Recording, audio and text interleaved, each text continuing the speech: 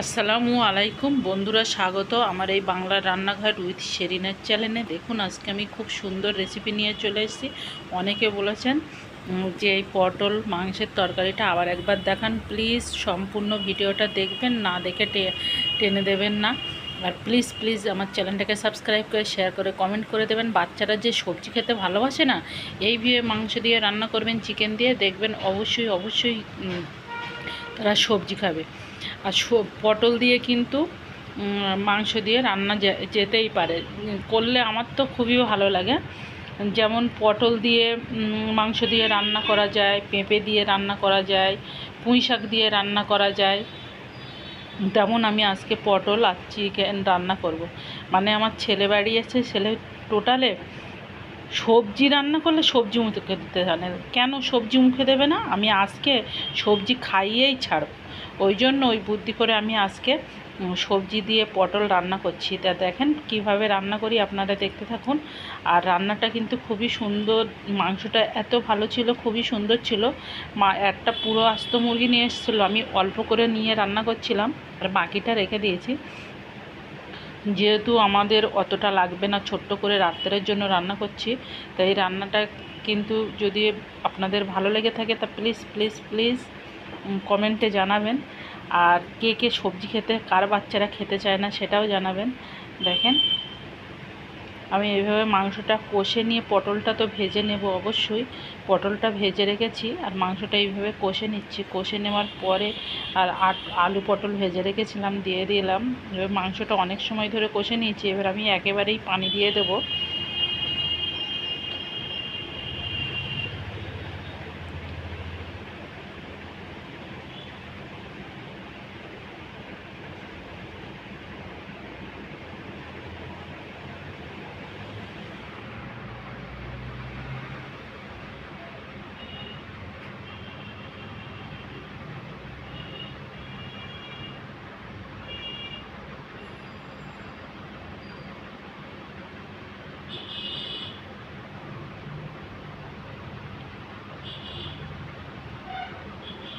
রান্নাটা আমার প্রায় হয়ে এসছে।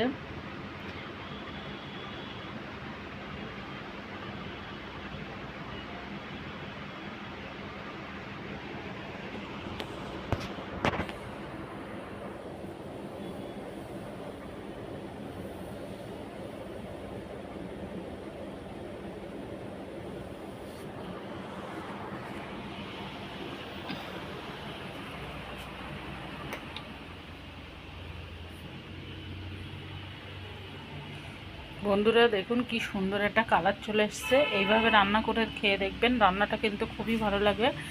আর রান্নাটা খুব খারাপ, সবসময় একঘেয়েমি মাংস রান্না করে খেয়ে ভালো লাগে না, কিন্তু এইভাবে রান্না করলে খুবই ভালো লাগে।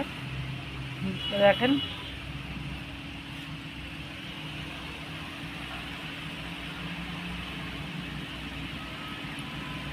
আমি একটু ধনেপাতা ছড়িয়ে দিয়ে নামিয়ে নেব।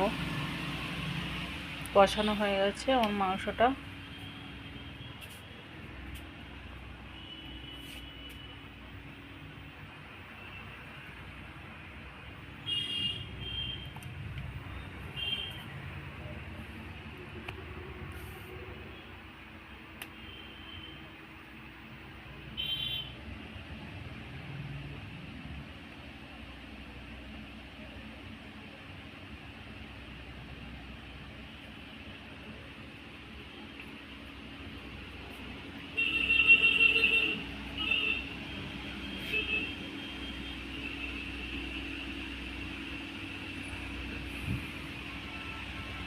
হালকা করে কষে নিয়ে আমি আবার ফের একটু পানি দিয়েছি। আর এই রান্নাটা আমি এখনও 10 মিনিট ধরে রান্না করব, তখন পটল আলু আমার সমস্ত কিছু কমপ্লিট হয়ে যাবে। একটু ধনেপাতা ছড়িয়ে দিয়ে নামিয়ে নেব। হয়ে গেছে।